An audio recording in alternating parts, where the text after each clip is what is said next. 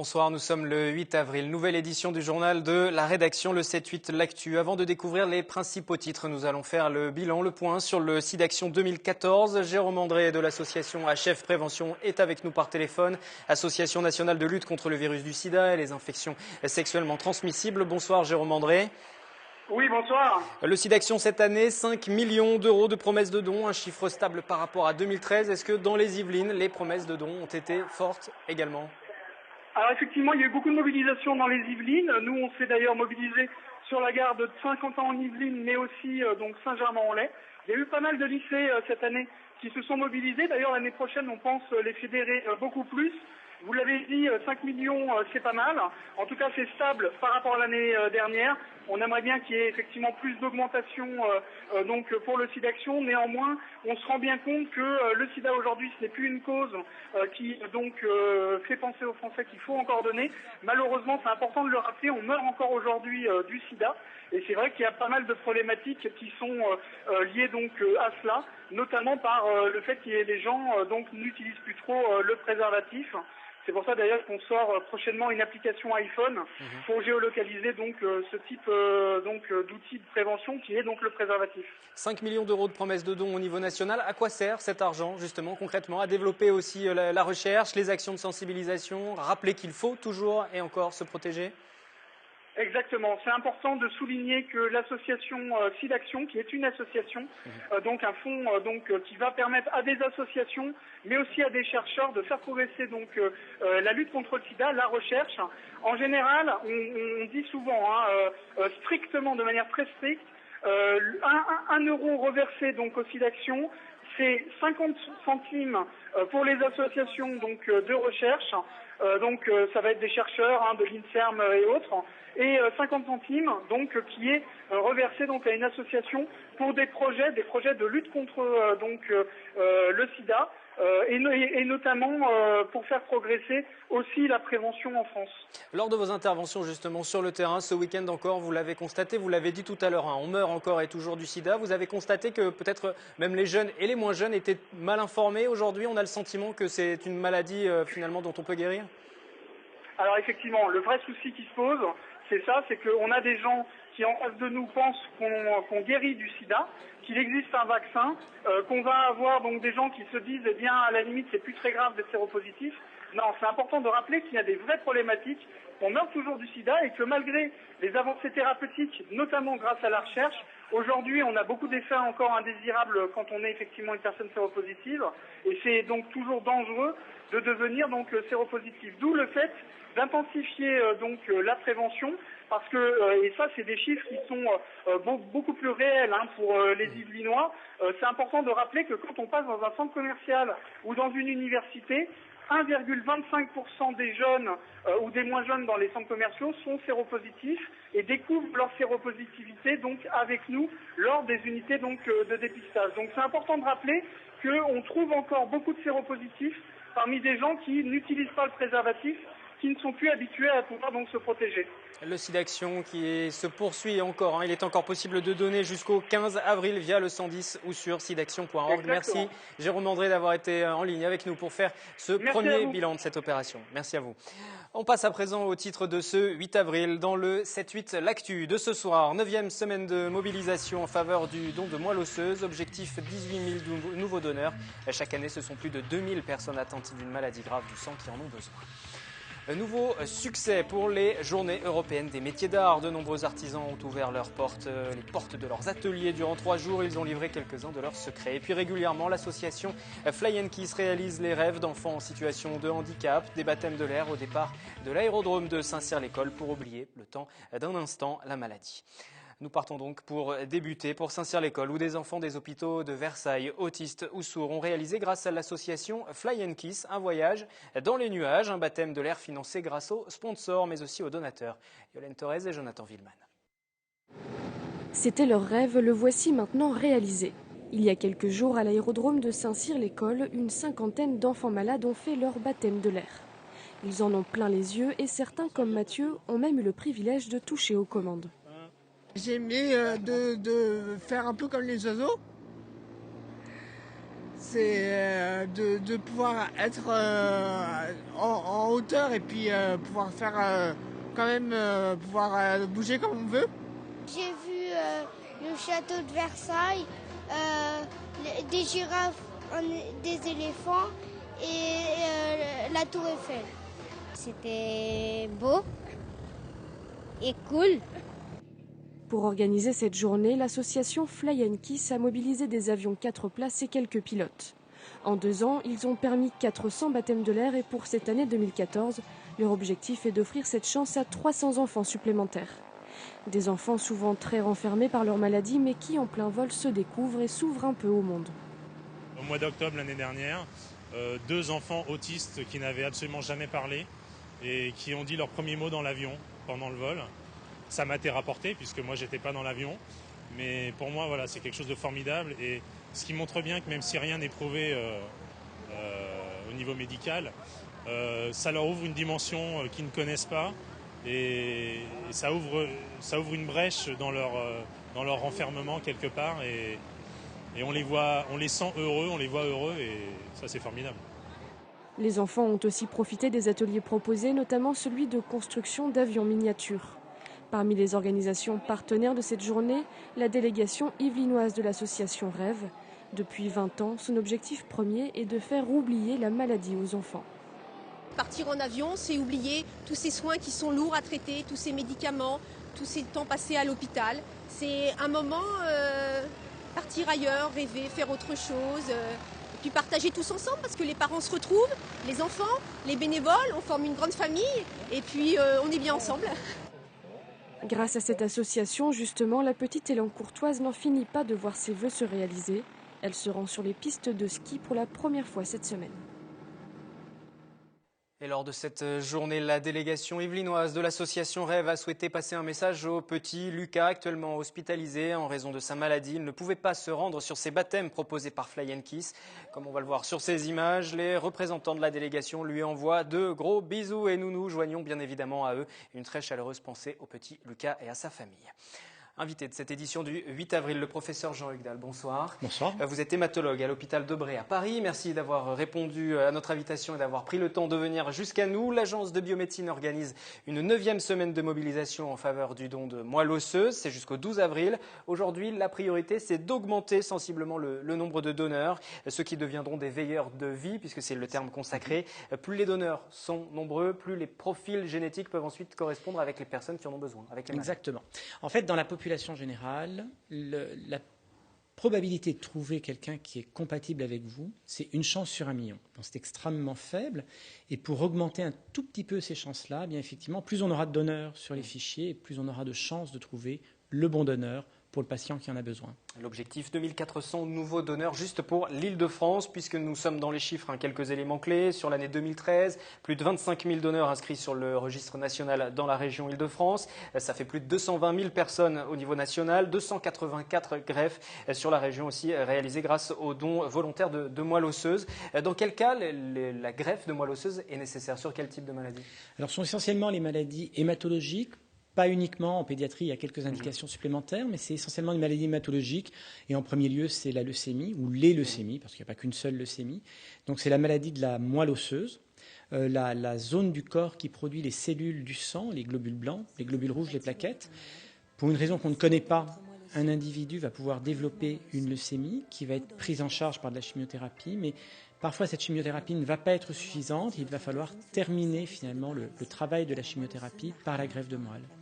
Et pour faire une greffe, on a besoin d'un donneur. On peut peut-être insister sur le rôle pour le fonctionnement de la machine du corps humain, de la moelle osseuse. À quoi sert la moelle osseuse? Alors donc à produire les cellules du sang. Et évidemment, le sang, c'est la vie. Et c'est finalement le sens de cet acronyme, les veilleurs de vie, parce que le sang, c'est la vie. Donc les globules rouges qui nous donnent nos couleurs, qui sont là pour transporter l'oxygène depuis les poumons jusque l'ensemble de l'organisme. Dans tous les tissus de l'organisme, les globules rouges vont aller distribuer de l'oxygène et récupérer le CO2 pour ensuite l'éliminer via les poumons. Les plaquettes qui nous empêchent de saigner, en permanence, on donne des petits coups et on saignerait si on n'avait pas ces plaquettes qui viennent former des petits bouchons là où on se blesse.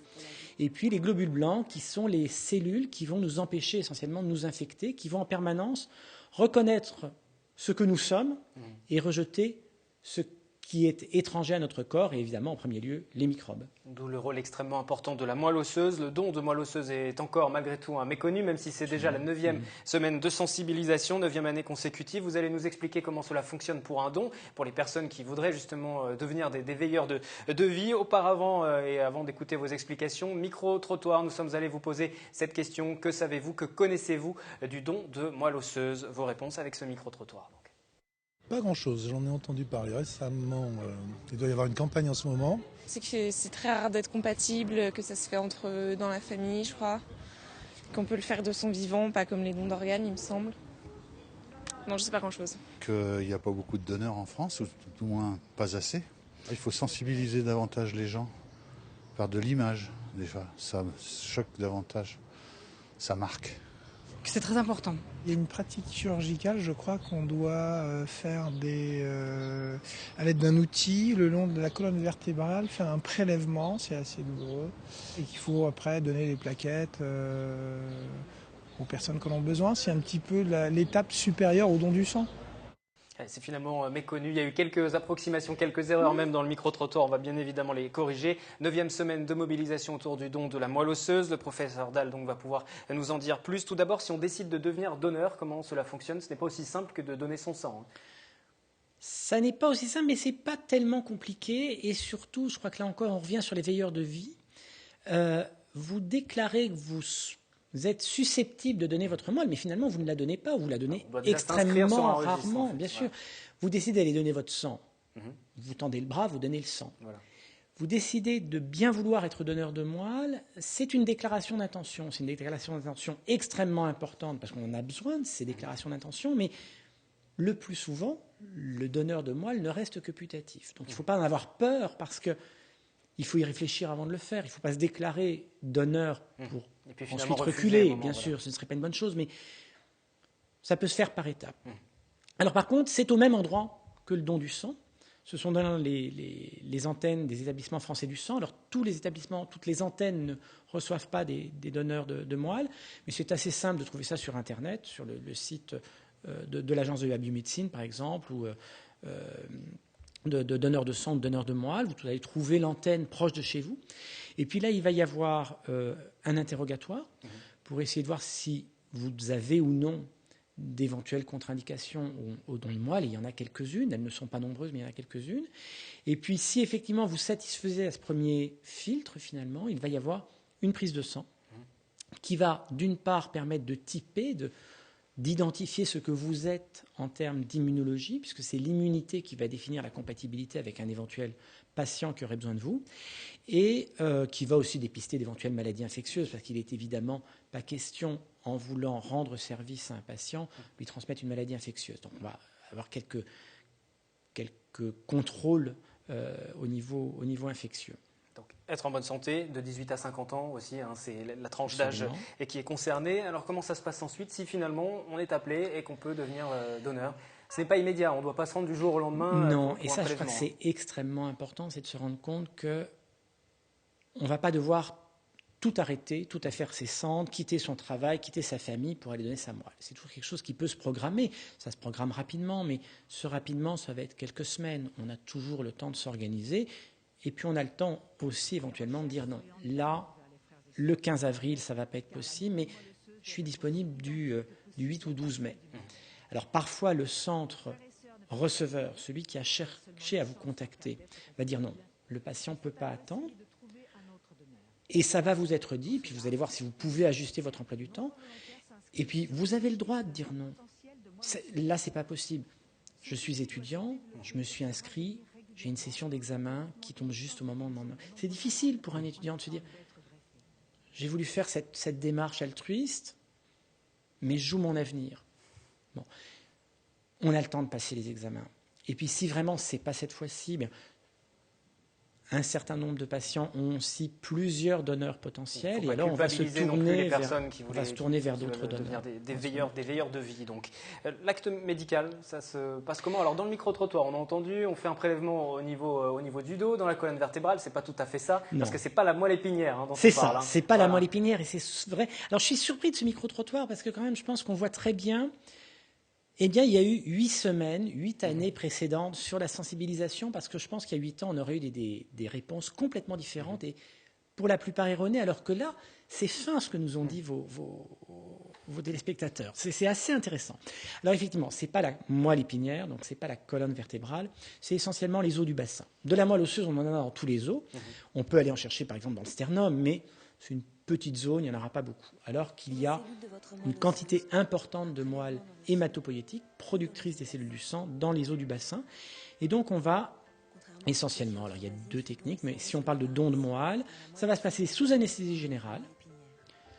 On va donc être complètement endormi, on ne va pas pouvoir se réveiller pendant le don, il n'y a pas de problème. Et c'est pas forcément douloureux aussi, parce que l'on a entendu dans le C'est pas forcément douloureux. Alors, non, et puis je crois que quand on fait un don altruiste, il y a une certaine fierté, et c'est normal. On est satisfait de l'avoir fait, et quand on interviewe les donneurs après, parce qu'on les revoit toujours après, on leur demande, bon, vous avez fait mal ou pas ? Oui, il y a quelques heures au réveil qui sont un peu inconfortables, un peu comme si on s'était cogné contre un meuble finalement. Mais c'est des douleurs qui sont supportables et puis qui passent assez vite. Puis forcément, on vient en aide à une autre personne, on vient sauver la vie forcément de quelqu'un. Ensuite, avec cette greffe, on parlait au début de cet entretien de l'objectif d'augmenter le nombre de donneurs potentiels en France. Et c'est important parce qu'il y a cette diversité aussi en France génétique qui permettrait de répondre à toutes les demandes. Exactement. Exactement. On est tous hommes ou femmes. Il n'y a pas de race à proprement parler, mais il y a des ethnies. Et dans 2 ethnies différentes, l'immunité n'est pas strictement la même et les chances de trouver un donneur compatible sont plus grandes dans la même ethnie. Et comme nous avons une population multiethnique, eh bien on a besoin de donneurs multiethniques aussi. Et que quand on regarde les fichiers, alors qu'il s'agisse du fichier français, du fichier allemand, qui est extrêmement important, des fichiers nord-américains, il y a une surreprésentation de ce que nous appelons les donneurs caucasiens, des blancs. Or, tous nos patients ne sont pas blancs, ne sont pas caucasiens, et on a besoin de sensibiliser les populations d'origines différentes, parce qu'ils vont pouvoir venir en aide à des patients d'origines différentes, et on a besoin de tout le monde. Merci d'être venu nous parler de ce don Merci de moelle osseuse en plateau. 9e semaine de sensibilisation avec l'Agence de biomédecine, l'Établissement français du sang y participe également. Il y a un site internet dédié. Vous pourrez voir les rendez-vous éventuellement de sensibilisation qui sont proposés. Les facultés de médecine sont très impliquées. Les étudiants sont impliqués justement parce que ce sont eux les médecins, les chirurgiens de demain et qu'il faut qu'ils puissent passer le message, forcément. Passer le message, et ce sont les meilleurs donneurs, ce sont les plus jeunes. Merci, professeur, d'être venu en plateau, responsable du service hématologie à l'hôpital Debré à Paris. On change complètement de sujet. La semaine du développement durable qui vient de se terminer. Des événements étaient organisés afin d'apprendre à mieux consommer, à limiter son impact sur l'environnement. Parmi les opérations, on retiendra également celle menée à Manille-les-Hameaux, nettoyage de la nature, afin de sensibiliser également au tri des déchets. Olivier Maniscalco et Yves Upston-Berger. Une journée consacrée au bien de la nature. Le 5 avril, la commune de Manille-les-Hameaux a donné rendez-vous à ses citoyens pour le traditionnel nettoyage de printemps. Un nettoyage qui débutait par un stand d'information sur le parvis de la mairie. L'objectif, dialoguer et apprendre sur le tri des déchets. Dessins animés pédagogiques, jeux de tri ou échantillons, une association accueillait le public pour faire comprendre l'urgence de la situation. Il est temps que les gens prennent conscience de la pollution qui peut être évitée grâce au tri. On a de plus en plus de poubelles, on peut arriver jusqu'à 500 kilos d'ordures ménagères par habitant en France, par an. C'est énorme. 4 parcours de nettoyage démarraient ensuite de l'hôtel de ville, réunissant 50 personnes jeunes et moins jeunes. 2 parcours en lisière de forêt et 2 parcours en cœur de ville avec le même but, sensibiliser le public à la protection de l'environnement. On a la chance sur Manille-les-Hameaux d'avoir beaucoup d'espaces verts. Et justement, on se rend compte au travers de ces espaces verts qu'il y a quand même pas mal de déchets dessus. C'est un petit peu moins agréable pour eux pour jouer, pour s'amuser. Donc l'idéal, c'est de les responsabiliser à ce niveau-là et qu'ils sachent que c'est à eux de préserver aussi l'environnement dans lequel ils sont. C'est pas la première fois qu'on y participe, ça fait plusieurs années qu'on le fait et je trouve ça utile, quoi. En fin d'après-midi, les déchets étaient réunis sur le parvis pour un tri. Métaux, verres et plastiques séparés, le tout était ensuite acheminé vers la déchetterie. Culture à présent, à l'occasion des Journées européennes des métiers d'art, les visiteurs des grandes eaux au château de Versailles ont pu assister exceptionnellement à une démonstration des opérations de restauration du bassin de la Tonne qui se déroule actuellement. Un voyage au cœur des métiers d'art avec Aurélia Debussy et Jonathan Villeman. Laurent Bouillot est tailleur de pierre. Sa spécialité, la restauration de monuments historiques. Installé au cœur du Petit Parc à Versailles, il présente aux visiteurs ses savoir-faire dans le cadre des Journées européennes des métiers d'art. Cet événement annuel, organisé partout en France, invite le public à découvrir pendant 3 jours des métiers d'exception. La restauration en cours du bassin de la Tonne est l'occasion pour les visiteurs d'échanger avec les artisans d'art sur leurs techniques, l'héritage de savoir-faire élaboré au fil des siècles. On essaye toujours de se conformer à la taille d'époque, d'être au plus près de ce qui se faisait. Quand on aura monté l'ensemble de la voûte, il ne faut pas qu'on voit les éléments neufs au milieu des éléments anciens. Il faut que tout soit homogène. Donc il y a un travail un petit peu de vieillissement, de patine aussi. On va mettre des couleurs à l'aide de liant, à l'aide de terre, de façon à colorer un petit peu la surface de la pierre, légèrement, pour s'adapter aux couleurs des pierres anciennes. Effectivement. La partie vue, elle, doit être parfaite. Elle doit être taillée exactement comme une pierre qui a été taillée à l'époque de Louis XIV. Donc on doit avoir la même taille, la même définition, la même finition d'ouvrage. La finition se fait au maillet, au ciseau, avec des taillants, uniquement les outils qui pouvaient être disponibles à l'époque. On ne va pas utiliser une machine moderne pour la finition. Autre technique de restauration, celle des métaux, cette fois-ci plus moderne. Philippe Pagnon, chaudronnier, œuvre à la conservation du décor sculpté de La Fontaine qui abrite les habitants des Marais. Nous, on a la soudure aussi acétylique avec du plomb pur, donc qui se prête bien voilà, sur ce genre de sculpture. On emploie donc les techniques d'aujourd'hui pour restaurer les œuvres. Et la difficulté, c'est de restaurer l'œuvre sans la dénaturer. Pendant toute la durée du chantier, le château de Versailles invite le public à découvrir le travail exceptionnel des artisans d'art. Les prochains rendez-vous auront lieu les 16 et 23 mai, puis le 19 juin. La Grande Guerre fête son centenaire et à cette occasion, le club de généalogie d'Elancourt Racine a consacré une partie de sa manifestation annuelle aux poilus. Un travail mené à partir du monument aux morts de la commune. C'était ce week-end dans les locaux de la maison de quartier de la Ville-Dieu. Anthony Reich. Avant la guerre de 14-18, Elancourt comptait 350 âmes. Mais 10 poilus ne rentreront pas au village, pris par l'horreur du conflit. Un siècle après, cette exposition retrace leur vie, de leur lieu de naissance à leur rôle pendant la guerre et le nom de leur régiment. Le club Racine a recherché toutes les traces de ces hommes tombés pour la France. La plupart élancourtois, bien sûr. La plupart étaient agriculteurs. Certains étaient mariés, d'autres pas. Sur les 10, on avait quand même 4 qui étaient mariés, avaient des familles. Malheureusement, sont morts. Et pour d'autres, surtout des gens de la terre, puisque Elancourt, comme vous le savez, c'était un village rural. Donc la plupart étaient quand même beaucoup d'agriculteurs. Quelques rares clichés, des médailles de ces poilus retracent leur guerre à eux. Si chacun s'étonne devant ces documents uniques, ces recherches dans le passé permettent avant tout de ne pas oublier les millions de personnes disparues au cours du conflit. Tout ce qui a trait à la guerre 14-18, c'est intéressant. Je pense que tout le monde devrait un peu s'y intéresser. Et puis tout, en fait, c'est pas que l'histoire de remonter une généalogie, le grand-père, le père, le grand-père, etc. C'est aussi historique. C'est l'histoire de nos régions, de nos pays. Plus aucun poilu ne peut retranscrire l'ignominie de la Première Guerre mondiale. Pourtant, les contemporains sont de plus en plus nombreux à vouloir retrouver leurs ancêtres. Internet, documents administratifs, tout est bon pour retracer son histoire. C'est les documents qui est une grande tante qui est morte en 1974, qui avait gardé tous les dossiers de son frère, l'abbé Gérard. Il l'avait gardé et donc c'est moi qui l'ai récupéré. Là où il est passé, dans tous les... parce qu'il s'est déplacé, à chaque fois il allait sur le front, il se déplaçait. Donc lui, il n'était pas combattant, il était ramasser les blessés. Si vous aussi vous voulez connaître vos origines, le Club Racine pourra vous aider à décrypter des documents anciens 3 fois par semaine.